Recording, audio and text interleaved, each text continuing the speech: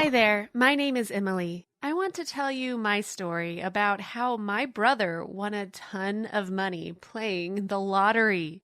Wow, lucky guy. This is going to be a happy story, you might think. Well, listen to what happened and then decide for yourself. You know that saying about how family comes first? Well, maybe it does. That is, until something happens that changes a member of your family so much that you don't even recognize them anymore. In the case of my brother, the thing that changed him was money. Lots and lots and lots of money. Here's the full picture. I'm 15 and my brother Nate is 21. I loved having a big brother. Nate was usually pretty nice to me and didn't treat me like his dumb kid sister. I looked up to him. When he got his first job out of college, I was super proud of him. Nate would sometimes buy me cute stationery or my favorite candy with his paychecks. What a big brother, right? At his job, he joined a syndicate that played the lottery each week. He threw in his share on a Friday, but like most people, never expected to actually,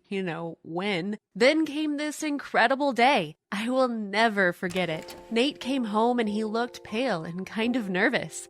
I asked him what was wrong, and he gave me this quick, tight hug and asked where our parents were. My mom came into the room, and Nate asked us to sit down. Honestly, I was actually pretty worried at this point. Was he ill? Had he been fired from his job? I could never have guessed what Nate was about to tell us. "I've won some money," he said. "The syndicate at work. We won the lottery. It's almost $1 million.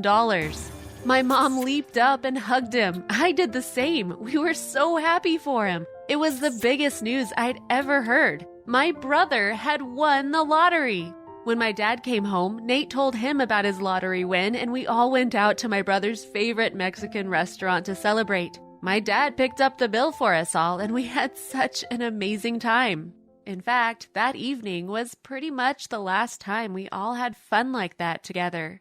The thing is, almost straight away, Nate got weird about his money. My mom wondered if he would want to move out of home and find his own place, but he didn't. That wasn't a problem, but when my mom and dad asked my brother to contribute towards the food bills or something, he got resentful about it. And then, boom! I mean, literally, the family car finally gave up. It was old and it wasn't a surprise, but my parents didn't have enough spare money to buy another. My dad asked Nate if he would be able to throw in a few $100s towards replacing it, and my brother got angry. It was horrible. Nate shouted at my dad that he wasn't a bank or moneylender. I knew my dad would feel so hurt by that. My dad is one of those people who doesn't ask for help too easily. I can be like that as well, and I completely understood how my dad would be feeling. Don't get me wrong, we all knew that it was my brother's money, but he was still living in my parents' home. Plus, they'd worked so hard to put us both through college. Why was my brother being so mean to them? At the end of the day, it was only money, right? It made me sad to think that we were much happier before Nate got so rich. Then something terrible happened. My father suffered a stroke. No kidding, it was so frightening. I was scared that he might die. Thank God that he made a pretty good recovery, although he couldn't get around the house so easily. The major issue was that he wasn't able to climb the stairs. My mom said that we had two options, fit a downstairs bathroom or get a chairlift to help him up and down the stairs.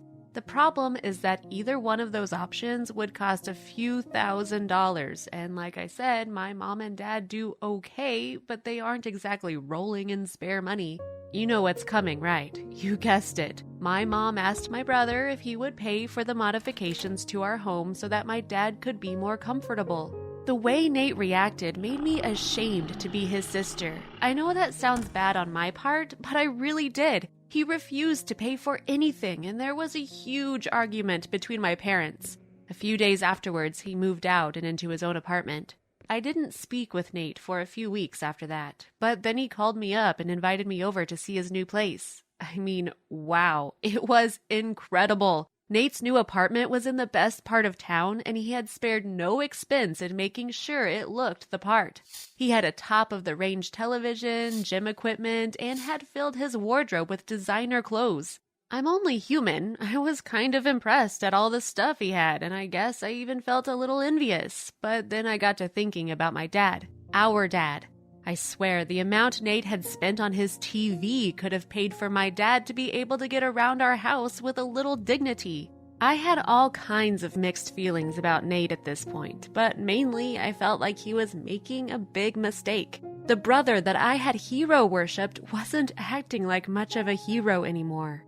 And then, to make matters worse, he got a girlfriend who seemed to enjoy spending his money just as much as he did. As soon as Jessica came on the scene, I didn't get invited to watch TV at Nate's apartment anymore. Suddenly, Jessica and Nate were taking vacations in Mexico and Costa Rica and even hitting up the casinos in Las Vegas. It was Jessica who encouraged Nate to quit his job. I was upset when I heard about that. I remember Nate buzzing with excitement when he got his first paycheck. He had been so happy. Now he was happy, but it was a different kind of happy. And it didn't involve his family.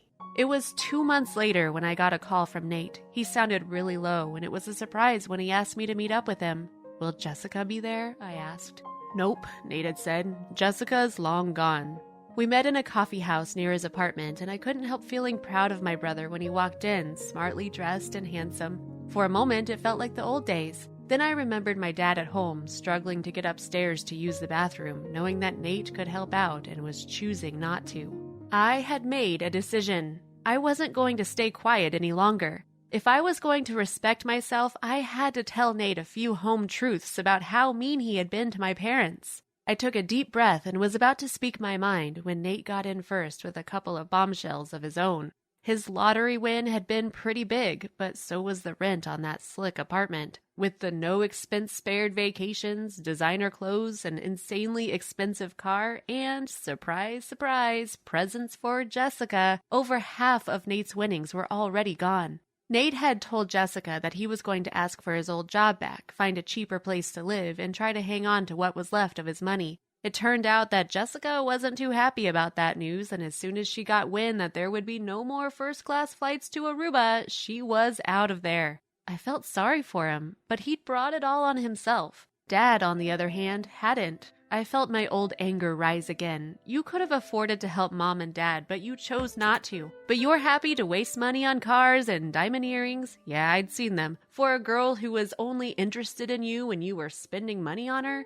Nate started to speak. He wasn't used to me talking to him like this, but I cut right across him. You know that you've hurt Mom and Dad so much, but they still love you. They would never turn their backs on you. I looked up to you, Nate, but not anymore. I figured my big brother would always be the good guy, but you're not.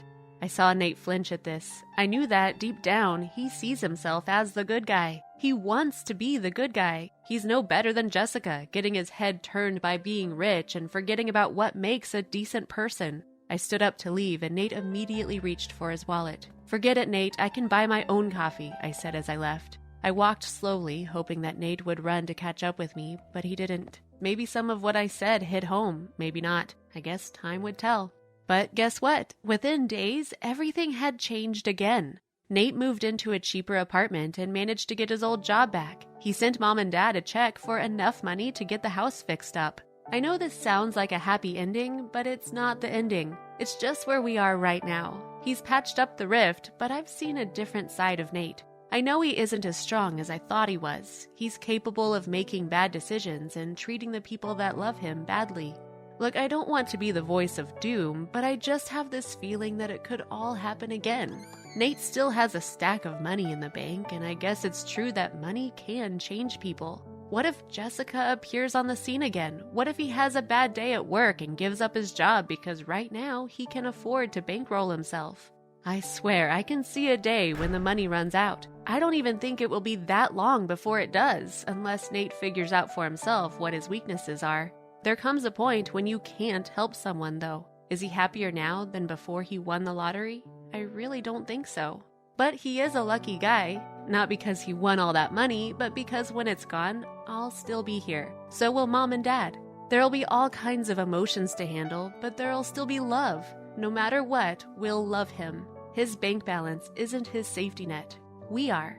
That's family, I guess. I hope that watching the mistakes Nate has made has somehow helped me become wiser. We have a responsibility to the people we love. If we're lucky, they'll still be there when we make mistakes. We forgive and we try to do better next time. I just hope that Nate knows how lucky he really is, and not because he won the lottery. Did you like my story? Please share your thoughts in the comments below. And don't forget to like and subscribe.